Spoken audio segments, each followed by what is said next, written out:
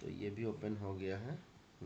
तो हम लोग जो डिस्कस कर रहे थे 56J हम लोग देखा। 56J में हमने क्या इंपॉर्टेंट बात देखे थे कि देखे थे एक नंबर दो कंडीशन हमारा था।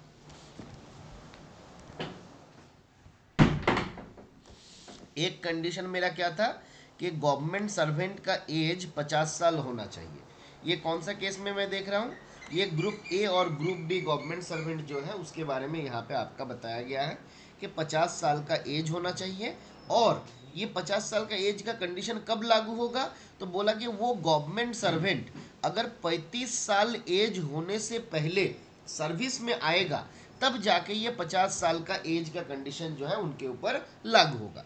अब मान लीजिए किसी ने 36 साल के एज में ज्वाइन किया तो उस केस में ये 50 साल वाला कंडीशन लागू होगा नहीं, उस केस में 55 साल वाला कंडीशन लागू होगा कि after completion of after attaining the age of 55 years हम क्या कर सकते हैं, उस गवर्नमेंट सर्वेंट को नोटिस दे सकते हैं। और नोटिस कितने दिन का देंगे, एटलीस्ट 3 महीने का लिखित में नोटिस देंगे। और अगर मान लीजिए बहुत ज़्यादा अर्जेंट है, उसको 3 महीने का भी समय नहीं देना है, तो 3 महीने का पे एंड अलाउंसेस दे के उस गवर्नमेंट सर्वेंट को पब्लिक इंटरेस्ट से मैं आपका रिटायरमेंट करवा सकता हूँ। और क्योंकि ये एक प्रकार का रिटायरमेंट है जिस कारण से सारा रिटायरमेंट का बेनिफिट यहाँ पे दिया जाएगा, सारा रिटायरमेंट का बेनिफिट जो है इस बंदे को दिया जाएगा, इसमें कोई चिंता का आवश्यकता नहीं है। ठीक है, 56J हमने देखा था। सिमिलरली हम लोग 56K भी देखा था। 56K में क्या बताया गया था, VRS के बारे में, वॉलेंटरी रिटायरमेंट फ्रॉम सर्विस। याद रखिएगा रूल नंबर आपसे पूछ सकता है कि प्री मैच्योर रिटायरमेंट के बारे में कौन सा वाला FR में बताया गया।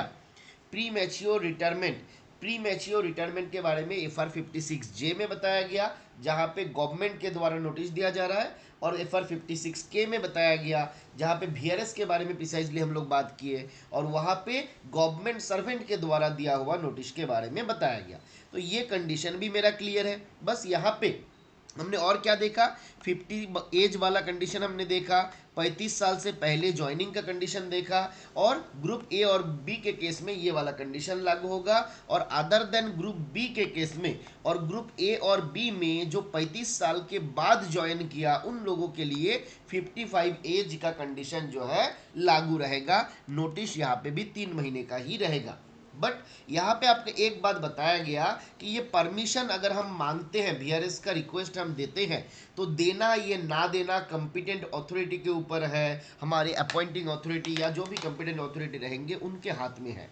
उनको अगर लगता है कि गवर्नमेंट सर्वेंट जो है वो सस्पेंशन में है, उनको चार्जशीट इशू किया और डिसिप्लिनरी प्रोसीडिंग पेंडिंग है, या फिर जुडिशियल इंक्वायरी किसी भी प्रकार का सिविल या क्रिमिनल मान लीजिए जो भी उनके अगेंस्ट में चल रहा है, तो वो जब तक खत्म नहीं होगा तब तक ये अपना उसका परमिशन जो है उसको विथहेल्ड कर सकता है, मतलब उस बंदे को परमिशन नहीं देना है ना। तो ये बात हम लोगों को ध्यान में रखना है। आगे का हमने ये ऑलरेडी डिस्कस किए।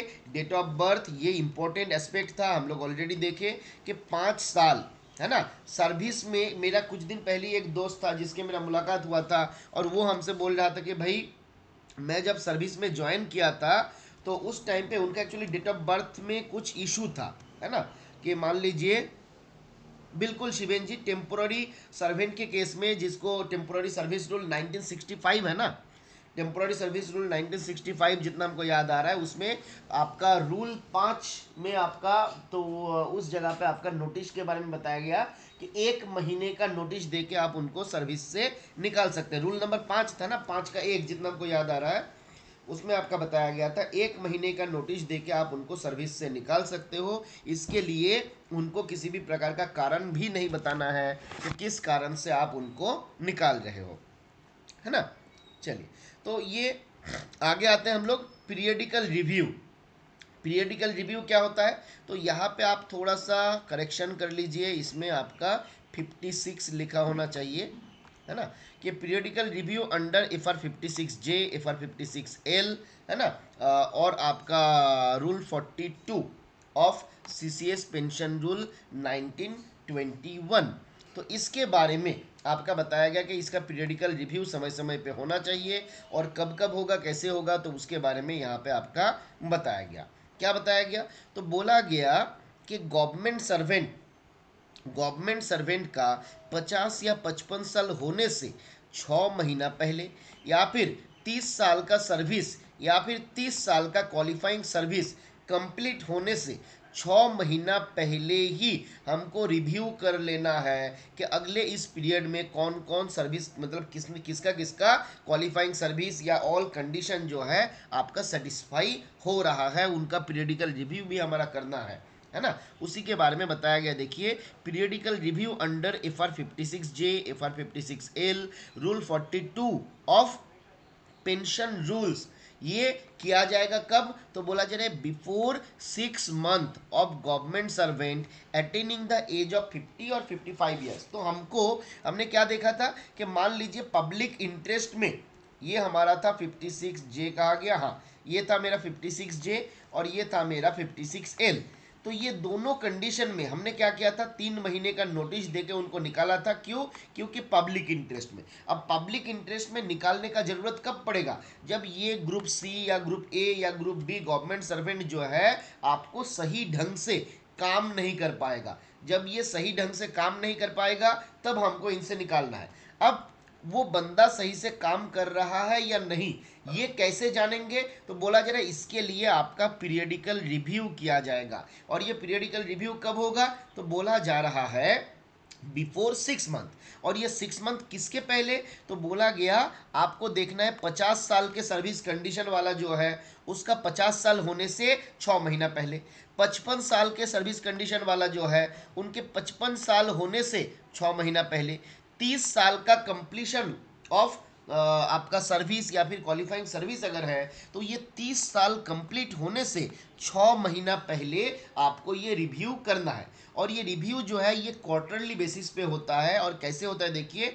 मान लीजिए जुलाई महीना से लेके सितंबर, किसी भी महीना किसी भी साल के जुलाई से लेके सितंबर के भीतर अगर कोई गवर्नमेंट सर्वेंट का 50 साल या 55 साल हो रहा है कि नहीं, 30 साल का सर्विस या फिर 30 साल का क्वालिफाइंग सर्विस हो रहा है कि नहीं, ये देखने के लिए हमारा कब कमिटी में, मतलब ये कब आपका रिव्यू किया जाएगा, तो जनवरी से लेके मार्च के भीतर। तो देखिए फंडा आपका कितना हुआ, ये आपका जुलाई मतलब क्या है, जुलाई मतलब है 7 और सितंबर मतलब हुआ 9।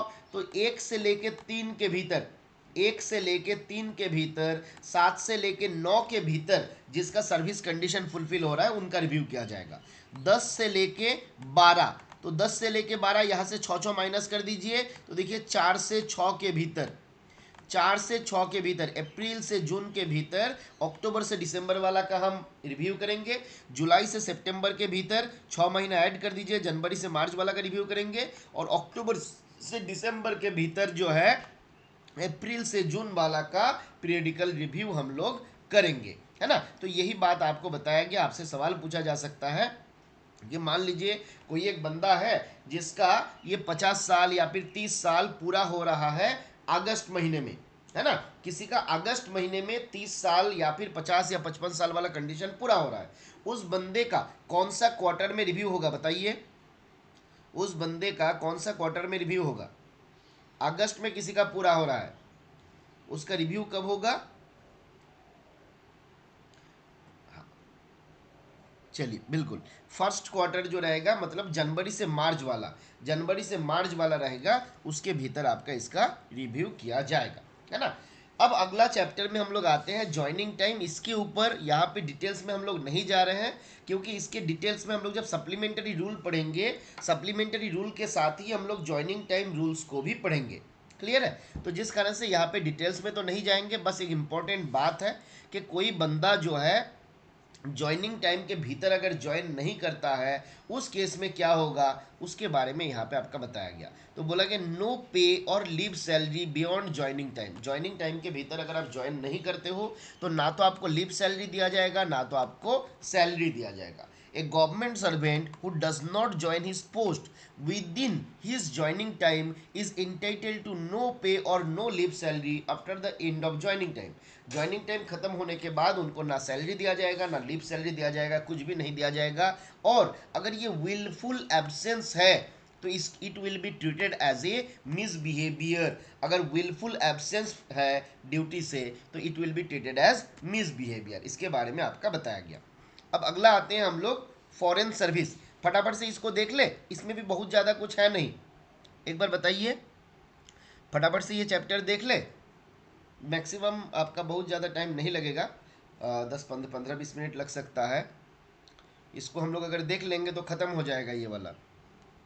विलफुल एब्सेंस ये डिस्क्रिशन हो जाता है आपका डिसिप्लिनरी अथॉरिटी का। मान लीजिए आप अगर साबित नहीं कर पाते हो कि देयर वॉज रीजनेबल ग्राउंड जिस कारण से आप आ नहीं पाए हो, है ना, मान लीजिए आपने मेडिकल सर्टिफिकेट लगा दिया और मेडिकल सर्टिफिकेट में आपका आया कि भाई आप बहुत ज़्यादा बीमार पड़ गए थे जिसलिए नहीं गए थे, तो भाई मेडिकल सर्टिफिकेट लगा के बंदा बीमार पड़ गया, मतलब ये विलफुल एब्सेंस नहीं था।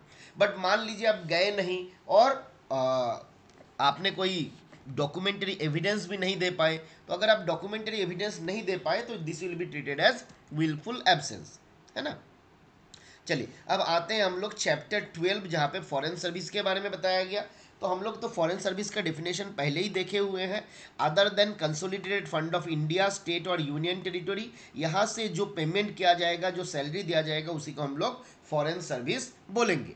अब एक इम्पॉर्टेंट बात यहाँ पे बताया गया कि कोई भी गवर्नमेंट सर्वेंट को नॉर्मली हम फॉरेन सर्विस में ट्रांसफ़र नहीं कर सकते हैं against his will. No government servant shall be transferred to foreign service against his will, वो अपने इच्छा के विरुद्ध जाके हम उसको आपका फॉरेन सर्विस में ट्रांसफ़र नहीं कर सकते हैं। बट ये कंडीशन एप्लीकेबल नहीं होगा, कौन सा जगह पे एप्लीकेबल नहीं होगा, मान लीजिए कोई एक ऐसा बॉडी है विच इज़ ओन्ड बाई और कंट्रोल्ड बाई सेंट्रल गवर्नमेंट, ये सेंट्रल गवर्नमेंट का पार्ट नहीं है, याद रखिए, this is not a part of central government, this is not incorporated in central government, but this is substantially owned by और controlled by central government. ऐसा cases अगर है then in that scenario a government servant may be transferred to foreign service against his will also, but otherwise this, अगर वो central government employee है, central government के part ये है, उसी में इनकॉर्पोरेटेड है, तो उनके इच्छा के विरुद्ध हम उनको फॉरेन सर्विस में नहीं भेज सकते। अब बोला जा रहा है transfer to foreign service outside India and in India may be sanctioned by the central government subject to any restriction which may deem fit to impose by the general और स्पेशल ऑर्डर। तो general और special order में जो भी आपका condition वगैरह लाया गया उसको दिमाग में रखा जाएगा। किसी भी गवर्नमेंट सर्वेंट को जब हम फॉरेन सर्विस में देश के बाहर या देश के भीतर सेवा में भेजेंगे तो ये सारा रेस्ट्रिक्शन जिसको सेंट्रल गवर्नमेंट के द्वारा जनरल या स्पेशल ऑर्डर के माध्यम से इशू किया गया उसको हमको ध्यान में रखना रहेगा। Transfer to foreign service during leave, कोई बंदा जो है अगर छुट्टी में है उस दौरान उनको अगर फॉरेन सर्विस में भेजा जाता है तो बोला गया जिस दिन हम उसको फॉरेन सर्विस में भेज दिए उसी दिन से उनका लीव खत्म माना जाएगा। क्या बोला जा रहा है, if a government servant is transferred to foreign service while on leave he ceases from the date of such transfer to be on leave and to draw leave salary. तो जिस दिन उसको फॉरेन सर्विस में transfer कर दिया गया उसी दिन से उनका लीव सीज हो जाएगा और उस बंदे को किसी भी प्रकार का लीव सैलरी जो है उस पीरियड के लिए नहीं मिलेगा। और हम लोग एक इम्पॉर्टेंट बात और भी देखे थे, फॉरेन सर्विस में अगर कोई बंदा जाता है, जैसे कोई लीव में था वहाँ से हमने उनको फॉरेन सर्विस में भेज दिया तो वहाँ पे लीव सैलरी तो उनको नहीं मिलता है बट उनको एक ऑनरेरियम दिया जाता है। वो पे का कितना होता है एक बार कोई बताइएगा, ऑनरेरियम कितना दिया जाता था? अगर हम लीव में कोई था उस बंदे को फॉरेन सर्विस में या फॉरेन सर्विस में डेपुटेशन में भेज दिए, बिल्कुल मंदाकिनी जी 1/6 नहीं, डेपुटेशन वाला दूसरा था शिवेन जी, ये फॉरेन सर्विस या फॉरेन सर्विस में डेपुटेशन में होता है 1/6 ऑफ द पे जो है वो ऑनरेरियम दिया जाता है। लास्ट क्लास में हम लोग डिस्कस किए थे 1/6 of the pay. Normal deputation condition with in India वाला में 12.5 और 6,700 है ना, विच एवर इज लोअर, ये हम लोग देते हैं। फिर क्या बोला गया, कैडर बोला जा रहा है फॉरेन सर्विस में जब जाएगा there will be no change in cadre, आप जिस कैडर में थे आप उसी कैडर में रहिएगा, चेंज किसी भी प्रकार का आपका नहीं होगा। अब ये वाला एक इंपॉर्टेंट बात है, इफेक्टिव डेट ऑफ पे from foreign employer, foreign employer से जो हमको पे मिलेगा वो कब से मिलेगा उसके बारे में क्या बताया जा रहा है। बोला government servant in foreign service will draw his pay from the foreign employer from the date on which he has relinquished from his post। जिस दिन मान लीजिए वो आपका ए प्लेस में पोस्टिंग उनका था, उनको बी में पोस्टिंग हुआ और ये बी वाला जो एम्प्लॉयर है ये फॉरेन एम्प्लॉयर है, तो ए से जिस दिन उन्होंने रिलीव हो जाएगा, from the date he has been relieved from a, उसी दिन से सैलरी जो है बी वाला जो फॉरेन एम्प्लॉयर है वो पे करेगा। याद रहेगा, जिस दिन ये सर्विस से रिलिंक्विश्ड हो गया उसी दिन से पे करेगा, जब ज्वाइन करने के बाद से नहीं, जिस दिन रिलिंक्विश्ड हो गया वहां से ही पेमेंट जो है अदर जो फॉरेन एम्प्लॉयर रहेगा उनके द्वारा किया जाएगा, है ना। रिस्ट्रिक्शन जो हम लोग जनरल और स्पेशल ऑर्डर देखे थे वो कौन इशू करता है, तो प्रेसिडेंट के द्वारा इशू किया जाता है, और यहाँ पे बताया जाएगा during the foreign service period उनको कितना पे मिलेगा, ज्वाइनिंग टाइम कितने दिन का मिलेगा, है ना, ज्वाइनिंग टाइम के दौरान उनको क्या पे मिलेगा। तो ये सारा चीज़ जो है उसी ऑर्डर में आपका डिस्कस किया जाएगा। अब आते हैं FR 115, बोला कि pension and leave salary contribution during the foreign service. यहाँ से आपके एग्जाम पे सवाल पूछेगा, ध्यान दीजिए, जो लोग इधर उधर ध्यान दे रहे हैं, जिसको भूख लगा है थोड़ा इधर ध्यान दीजिए और 5 मिनट सुन लीजिए क्या बोला जा रहा है। बोला कि द कंट्रीब्यूशन टुवर्ड्स पेंशन, देखिए दो प्रकार का कंट्रीब्यूशन बेसिकली यहाँ पे आपका बताया गया, एक पेंशन का कंट्रीब्यूशन, दूसरा लीव सैलरी का कंट्रीब्यूशन, है ना। क्या क्या बोला गया, the contribution towards pension shall be borne by the government servant himself. तो पेंशन के लिए एक कंट्रीब्यूशन अगर आप फॉरेन सर्विस में रहते हैं तो आपको देना रहेगा, क्योंकि आप मेरे देश में मेरे गवर्नमेंट को यहाँ पे आप सर्विस नहीं दे रहे हैं, आप किसी दूसरे को मान लीजिए सर्विस दे रहे हैं, तो यहाँ पे आपका जो कंट्रीब्यूशन रहेगा वो आपको कंट्रीब्यूशन करना रहेगा पेंशन के प्रति। कितना कंट्रीब्यूशन हम आगे देखेंगे।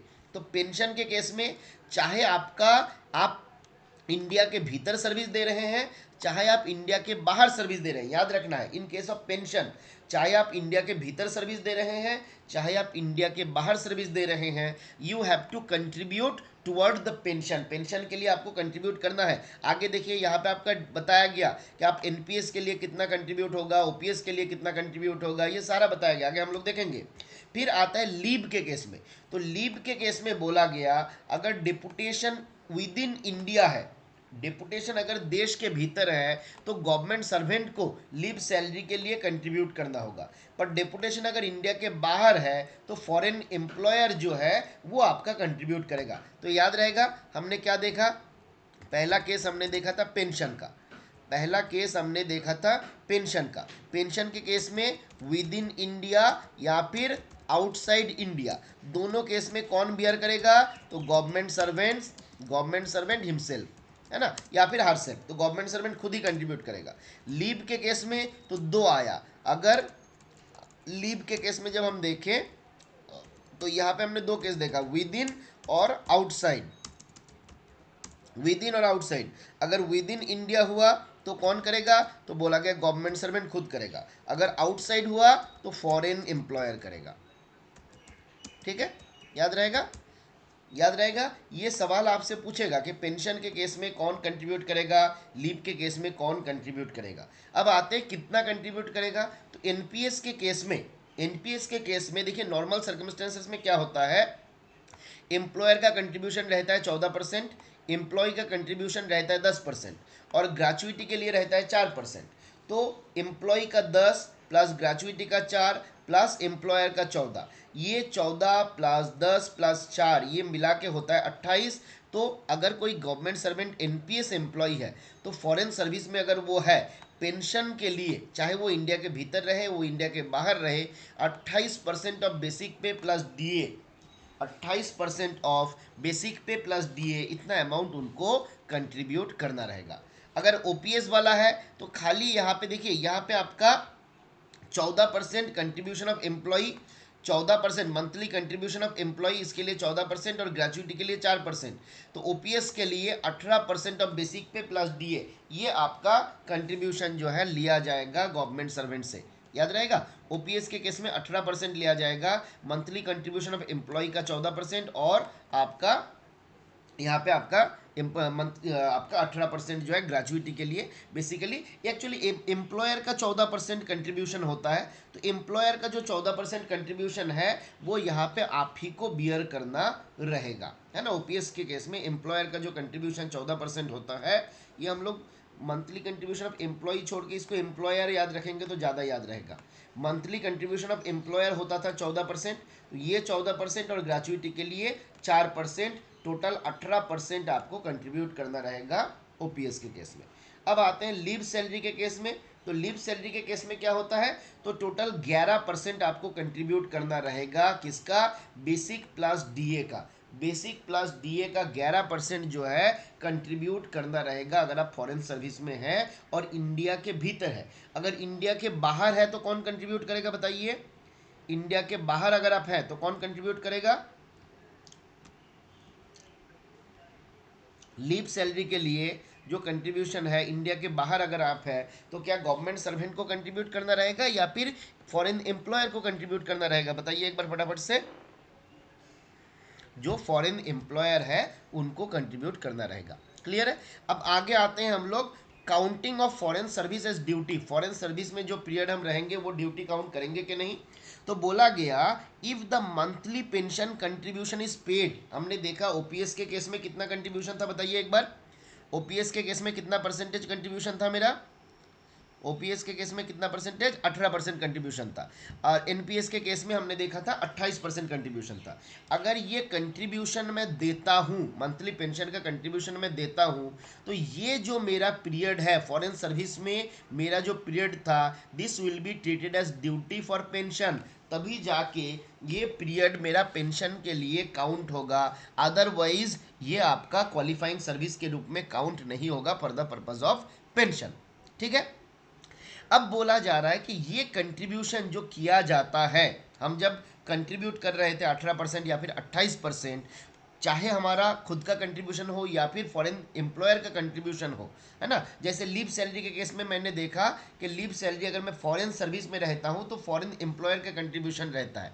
तो बोला गया चाहे वो फॉरेन एम्प्लॉयर का कंट्रीब्यूशन हो या जिसका भी आपका मान लो कि फॉरेन गवर्नमेंट सर्वेंट का कंट्रीब्यूशन हो, तो बोला जा रहा है neither the government servant nor the foreign employer has any right of the property in contribution paid and no claim for refund will be entertained। तो यहाँ पे आप कितना दिए हो उसका कोई राइट आपको, उसके ऊपर कोई भी अधिकार आपका नहीं है, इसको याद रखना है। और आपको अगर बाद में इच्छा हुआ कि नहीं मेरा जो कंट्रीब्यूशन है उसको वापस कर दो, तो वो वापस भी नहीं किया जाएगा, ये बात आपको याद रखना रहेगा। ठीक है। ग्रांट ऑफ पेंशन और ग्रेचुइटी बाय फॉरेन एम्प्लॉयर। तो फॉरेन एम्प्लॉयर पेंशन या ग्रेचुइटी जब देंगे, कुछ फंडा है नहीं, बस खाली यहाँ पे याद रखना है कि सेंट्रल गवर्नमेंट का परमिशन चाहिए। बोला कि government servant transfer to foreign service without the sanction of central government not accept a pension और ग्रेचुइटी फ्रॉम फॉरेन एम्प्लॉयर। तो फॉरेन एम्प्लॉयर से अगर हमको पेंशन एक्सेप्ट करना है या फिर ग्रेचुइटी एक्सेप्ट करना है तो उसके लिए आपको क्या करना है, सेंट्रल गवर्नमेंट का परमिशन लेना है। Without permission of central government ये नहीं दिया जाएगा। डेट ऑफ रिवर्शन, ये एक इंपॉर्टेंट है जो आपके एग्जाम पे सवाल पूछा जा सकता है। डेट ऑफ रिवर्शन सवाल पूछता है, क्या याद रखना है। अब देखिए पहला केस में हमने क्या देखा था, मान लो कि यहां से हमको जाना था यहाँ पे, है ना। एक मिनट प्लीज वेट करिए, इसको डिलीट मारते हैं। हाँ, मान लीजिए कि हमको ए से हमको बी में जाना था और हमने क्या देखा था, जिस दिन मैं यहाँ से रिलीव हो गया उसी दिन से मेरा पे एंड अलाउंसेस सैलरी वगैरह सारा चीज़ जो है बी मतलब जो फॉरेन एम्प्लॉयर है वो बियर कर रहा था। बट फॉरेन सर्विस से मैं जब वापस आ रहा हूँ उस केस में यहाँ से रिलीव होने से कुछ नहीं होगा। यहाँ से रिलीव होने के बाद जब मैं ज्वाइन करूँगा उसी डेट को माना जाएगा date of reversion. A government servant reverts from foreign service to government service on the date on which he take charges of his post। जिस दिन वो अपना पोस्ट का चार्ज लेता है उसी डेट को बोला जाएगा डेट ऑफ रिवर्शन। याद रहेगा, जिस दिन वो अपने जहाँ पे उनका एक्चुअली पेरेंट पोस्ट है वहाँ पे आके चार्ज लेगा उसी दिन को बोला जाएगा डेट ऑफ रिवर्शन। ठीक है।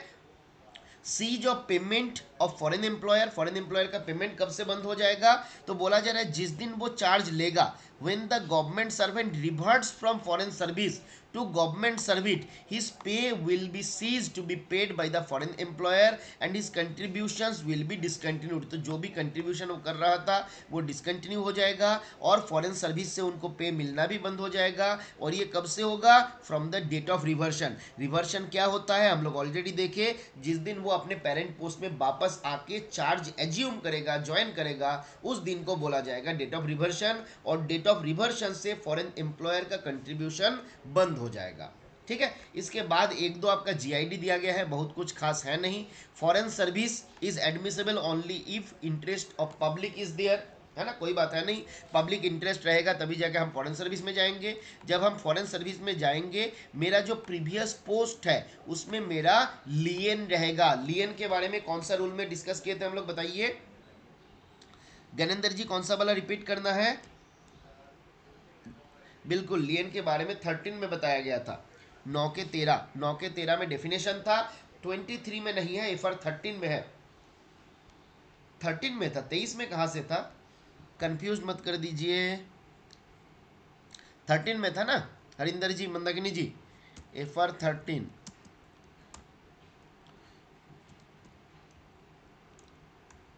एफआर 13 लियन के बारे में बताया गया था, है ना। चलिए, तो आगे आते हैं हम लोग, आगे आते हैं हम लोग लास्ट, कहाँ पे डाउट रह गया बताइए Gyanendra ji? FR 125 date of reversion बोला जा रहा है, government servant reverts from foreign service to government service on the date on which he take charge of his post. मान लीजिए यहाँ पे मैं था ए में, ठीक है, ये पर्टिकुलर फॉरेन सर्विस में मैं था, और यहाँ पे मैं आया हूँ बी में, ये मेरा एक्चुअली पेरेंट पोस्ट था, मैं जहाँ से गया था। तो जब यहाँ से मैं चार्ज छोड़ूंगा, छोड़ने के बाद यहाँ पे आके ज्वाइन करूँगा, तो जिस दिन मैं बी पोस्ट में आके चार्ज लूँगा, the day on which the government servant will assume his charge of his post, इसी डेट को बोला जाएगा डेट ऑफ रिवर्शन। क्लियर है? तो मतलब चार्ज छोड़ने का मतलब डेट ऑफ रिवर्शन नहीं, वहां से चार्ज छोड़ के अपने पद पे आके ज्वाइन जब हम करेंगे, उसी को बोला जाएगा डेट ऑफ रिवर्शन। क्लियर है ज्ञानेंद्र जी? ठीक है। अब अगले क्या बताया गया, फॉरेन सर्विस के पर्पज से अगर कोई बंदा नेपाल में रहता है तो this will be treated as outside India, इसको भी याद रखना है, बताया गया एक छोटा सा ही दिया हुआ था, कभी कभी सवाल पूछ सकता है। Temporary government servant is eligible for foreign service, ये सवाल इंपॉर्टेंट है, कभी भी पूछ सकता है कि क्या जा सकता है कि नहीं, तो बोला कि temporary government servant is also eligible for foreign service, बस कंडीशन सेटिस्फाई होना चाहिए। मिनिमम कितने साल का सर्विस होना चाहिए तब जाके हम फॉरेन सर्विस में जा सकते हैं, बताइए मिनिमम कितने साल के सर्विस के बाद? वेरी गुड शिवेन जी, 9 साल के सर्विस के बाद ही आप फॉरेन सर्विस में जा ही पाइएगा। All mandatory contribution deduction except IT in case of outside India will be recovered from the pay of the government servant outside foreign service. तो देश के बाहर अगर कोई बंदा जो है गया हुआ है, सर्विस दे रहा है, तो सारा मैंडेटरी कंट्रीब्यूशन को काट लिया जाएगा, बट इनकम टैक्स जो है इसको डिडक्ट नहीं किया जाएगा।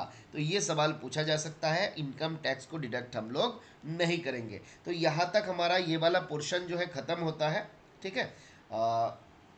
इसके भीतर आपको अगर कोई पे भी कहीं पे भी कोई डाउट है, और मेरा हम लोग ऑलरेडी जो डिस्कस किए, please send me the rules on which we या फिर यू नीड डिटेल्ड डिस्कशन बोल सकते हैं आप, है ना। तो ऐसा जो भी रूल जिसके ऊपर लगता है कि एफआरएसआर हम लोग पढ़े हैं, ये पर्टिकुलर रूल हम लोग ऊपर ऊपर से किए हैं, इसको थोड़ा और भीतर से और गहराई से देखना चाहिए। ऐसा कोई भी रूल जो आपको लगता है, आज आप लोग एक काम करिए, हमको व्हाट्सएप में शेयर कर दीजिए, है ना। तो तुरंत तो नहीं हो पाएगा, बट नेक्स्ट वीक में आपका उस टॉपिक को मैं उसके ऊपर थोड़ा डिटेल्ड, मतलब जो भी मेरा स्टडी है मैं कर लूँगा, और साथ में उसको जो भी उसका इम्पोर्टेंट पोर्शन रहेगा उसको निकाल के अगले वीक में मैं आपका जो नोट्स रहेगा उसमें इनकॉर्पोरेट कर दूंगा, ठीक है। तो आपको कहीं पे भी लगता है कि इस रूल के ऊपर और थोड़ा सा डिटेल्स में होना चाहिए, तो आप हमको भेज सकते हैं, हम लोग उसके बारे में डिस्कस करेंगे, ठीक है। और आप लोगों का ट्यूसडे का हम लोग डेट रखे हुए थे, जिसमें हम लोग एफआरएसआर का एग्ज़ाम रहेगा, है ना। एफआरएसआर पार्ट 1 जो हम लोग पढ़े हुए हैं, तो एक बार आप लोग काम करिए, आज और कल आप लोग एफआरएसआर को एक बार पूरा जो पार्ट 1 है इसको पूरा एक बार पढ़ लीजिए, तब आपको और ज़्यादा इसको बनाने में आसानी होगा कि कहाँ कहाँ पे हमारा डाउट रह गया, कहाँ कहाँ पे नोट जो है क्लियर नहीं है, ठीक है। तो वो थोड़ा सा कर लीजिए, फिर हम लोग उसको भी इनकॉर्पोरेट कर लेंगे, ठीक है। बिल्कुल हायर एकोमोडेशन वाला किशोर जी अभी तक मैं बहुत जगह पे बात किया हूँ, बट फिलहाल जो ऑर्डर है ना वो क्लियर नहीं है। ऑर्डर जो है वो क्लियर नहीं है। ऑर्डर में मतलब बड़ा एम्बिग्यूटी है। तो मैं दो चार मेरा सीनियर ऑफिसर को भी मैं भेजा हूँ, और वो लोग भी उसको थोड़ा गहरा अध्ययन कर रहा है कि हायर स्केल का रहेगा या लोअर स्केल का रहेगा। फिलहाल मेरा जितना मानना है हायर स्केल का ही होना चाहिए, पर आपका देखते हैं अभी फाइनली क्या आता है। ठीक है, आउटपुट क्या आता है। ठीक है, दो चार अकाउंटेंट जिसका अच्छा नॉलेज है उनको भी मैं भेजा हूँ। अब देखता हूँ एक बार पोस्टल ऑडिट ऑफिस वगैरह हमारा जो रहेगा वहाँ पे एक बार एक दो मेरा दोस्त है उन लोगों से मैं एक बार बात कर लेता हूँ, फिर उसको मैं आपको कंफर्म बता दूंगा। ठीक है, इसी कारण से मैं उसको अभी तक कंफर्म मैं नहीं किया हूँ, है ना। कुछ जगह पे पढ़ के लग रहा है हायर स्केल, कुछ जगह पे पढ़ के लग रहा है लोअर स्केल, तो थोड़ा सा केमिकल लोचा चल रहा है उसके भीतर। ठीक है, बस एग्जाम पॉइंट ऑफ व्यू से याद रखना है 3 टाइम्स। अब 3 टाइम्स ऑफ हायर या लोअर ये हम लोग थोड़ा और स्टडी करने के बाद ही आपको बता पाएंगे। तो उम्मीद करते हैं नेक्स्ट वीक में मैं इसको कंफर्म कर लूँगा, उसके बाद आप लोगों के साथ शेयर कर लूँगा। ठीक है, चलिए, तो आज हम लोग यहीं पे ख़त्म करते हैं। Thank you all, thank you so much कि हमने ये गलत वाला टाइम आप लोगों को दे दिए, और इसमें भी आप लोगों ने हमको कोऑपरेट किया और जुड़ गए, और साथ में इतना सारा इनकन्वीनियंसेस भी हुआ उसके भीतर भी जुड़े रहे। तो थैंक यू आप सबको। चलिए अभी अच्छे से आज इंडिया को जिताना है। ठीक है, मैच कै बजे से है? आज अगर इंडिया नहीं जीता ना तो आप लोगों को छोड़ेंगे नहीं हम। चलिए आज हम लोग यहीं पे ख़त्म करते हैं। Have a nice day.